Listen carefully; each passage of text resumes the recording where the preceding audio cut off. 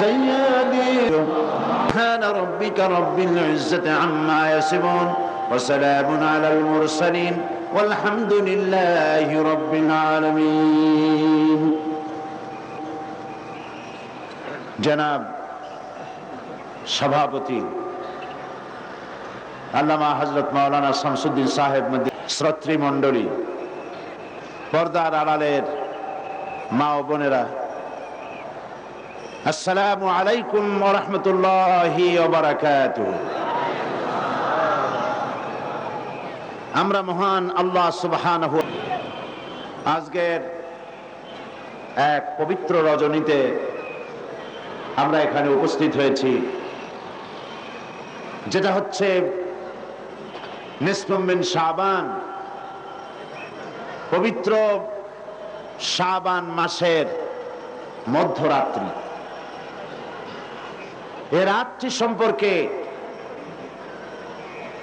রাসূল করিম সাল্লাল্লাহু আলাইহি ওয়াসাল্লামের ইবাদতের কথা হাদিস শরীফে রয়েছে। হযরত আয়েশা সিদ্দিকা রাদিয়াল্লাহু তাআলা আনহা তিনি বর্ণনা করেছেন, আমি ঘুমের থেকে জেগে রাসূল করিম সাল্লাল্লাহু আলাইহি ওয়াসাল্লামকে আমার কাছে পাইনি, খুঁজে খুঁজে তাকে পেলাম, তিনি সিজদায় পড়ে কাঁদছেন। এক বর্ণনায় এসেছে তাকে পেয়েছি সিজদায় পড়ে কাঁদছিলেন, আর এক বর্ণনায় এসেছে তাকে জান্নাতুল বাকিতে পাওয়া গেল। প্রশ্ন করা হলো, হে রাসূল, আপনি কাঁদছেন এবং দীর্ঘক্ষণ সিজদায় পড়ে আছেন। রাসূল সাল্লাল্লাহু আলাইহি ওয়াসাল্লাম বলছেন, তুমি জানো না এটা হচ্ছে নিসফুম মিন শাবান, এটা হচ্ছে শাবানের মধ্যরাত্রি।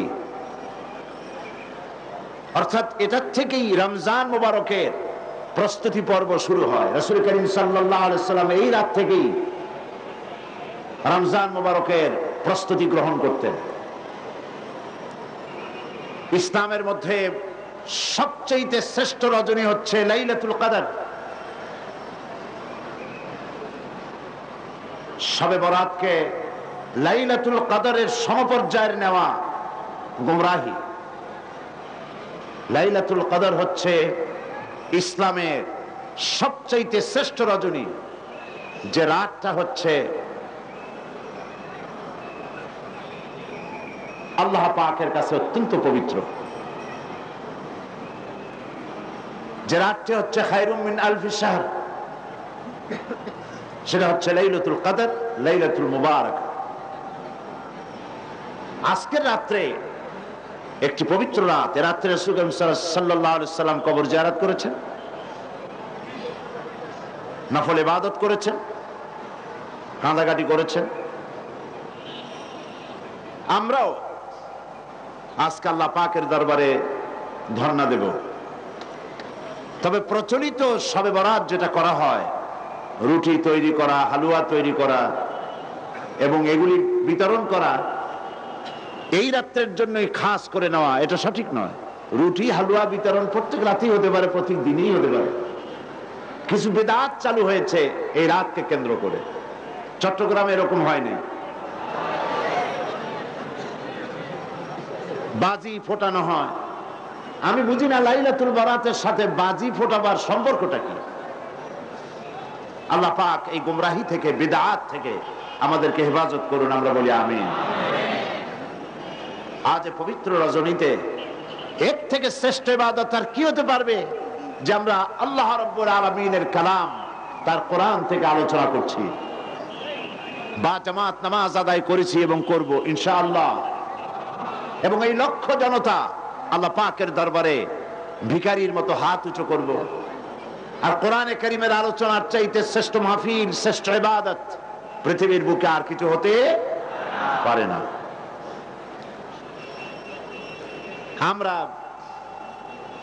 আজকে আমি আলোচনা করব, গতকাল ভূমিকা দিয়ে আমি শেষ করেছিলাম। আজকে আপনারা আরো আলোচনা শুনেছেন। আসলে তো এই আলোচনার কোনো শেষ নাই। আছে নাকি কোনো শেষ? আল্লাহ রাব্বুল আলামিন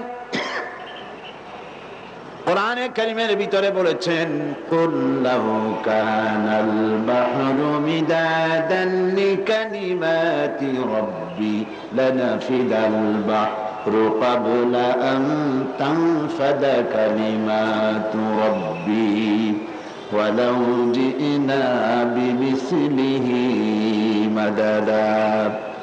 আল্লাহ পাক বলেন, নবী আপনি বলুন, আমার রবের কালামের ব্যাখ্যা করার জন্য, আমার রবের কালেমার ব্যাখ্যা লেখার জন্য তাম পৃথিবীর সমস্ত পানিগুলি যদি কালি হয়ে যায়, আর যদি ওই পানিরূপ কালি দিয়ে আমার রবের কালেমার ব্যাখ্যা যদি লেখা শুরু হয়ে যায়, লিখতে লিখতে তাম পৃথিবীর সমুদ্রের পানিগুলি সব শেষ হয়ে যাবে, আমার আল্লাহ পাকের কালেমার ব্যাখ্যা লেখা শেষ হবে না। হচ্ছে সেই কালামের রব্বানি। যুগ যুগ ধরে লোকেরা শুনছে, শুনবে, শেষ নাই। এত শোনার পরেও কাঙ্ক্ষিত মানের অগ্রগতি, উন্নতি আমাদের হচ্ছে কি? কথা বোঝেন নাই বোধহয়? হচ্ছে না। যে পরিমাণ শুনছি সেই পরিমাণ আমল আমাদের মধ্যে হচ্ছে না। এ কথাটা ঠিক কিনা? এই মাহফিল আজ, এই লাইলাতুল, এই পবিত্র রাত্রে এত লোকের উপস্থিতি হয়েছে, নারী পুরুষ। একজন লোক কি বলতে পারবেন যে জীবনে আমি কোনো ওয়াজই শুনি নাই, কোনো তাফসীর আমি জীবনে শুনি নাই? পারবেন কেউ বলতে? পারবেন না। প্রত্যেক ব্যক্তি শুনেছেন। কেউ 10টা শুনেছেন, কেউ 20টা শুনেছেন, কেউ 100টা শুনেছেন। এবার চিন্তা করুন, কোন মাহফিলেই তো খারাপ কথা বলা হয় না। হাক্কানি আলেম যারা, হাক্কানি ওলামা, হাক্কানি পীর মাশায়েখ যারা, তারা সবসময় কোরআন হাদিস ভিত্তিক কথা বলেন। কোন মাহফিলে বলা হয় না যে চুরি করবেন অনেক সওয়াব পাবেন, মিথ্যা কথা বলবেন কিয়ামতে জাহান্নাম থেকে মুক্তি পাবেন, এরকম কথা বলে কেউ? ওজনে কম দিবেন, ব্যবসায় ভালো বরকত হবে, কেউ বলে এমন কথা? পরের জমিনে ডাল ঠেলবেন, জমিনে ফসল খুব বেশি হবে, কেউ বলে এরকম? বলে না। সব জায়গায় বলা হয় মিথ্যা পরিত্যাগ করুন, গীবত করবেন না, অহংকার করবেন না, ওজনে কম দিবেন না, জিনা করবেন না, মদ পান করবেন না, সুদ ঘুষের কাছে যাবেন না, বিবিকে পর্দায় রাখবেন। এইসব কথাই তো মেইনলি বলা হয়, নাকি বলেন? আচ্ছা, জীবনে যদি কেউ 10টি মাহফিল শুনে থাকেন, আর প্রত্যেকটি মাহফিল থেকে একটি করে ভালো কথা, কোরআন হাদিসের একটি করে কথা যদি আমরা জীবনে ধারণ করতাম, তাহলে 10টি ভালো কথা জীবনে ধারণ করা হতো, ঠিক কিনা? তাহলে আমাদের জীবনটা খারাপ হইতো না আরো সুন্দর হইতো? তাহলে কি বোঝা যাচ্ছে? আমরা যা শুনি পরিপূর্ণভাবে আমল করি না। গলতটা কোথায়? মুসলমানের সংখ্যা তো এখন কম না।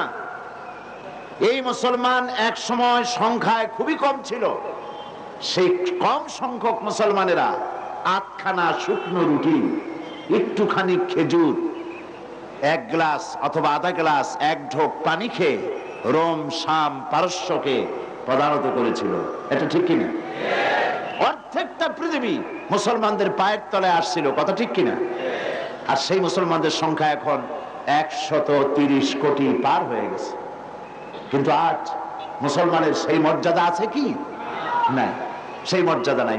পৃথিবীতে মুসলমানেরা সবচাইতে নির্যাতিত, অবহেলিত, নিগৃহীত।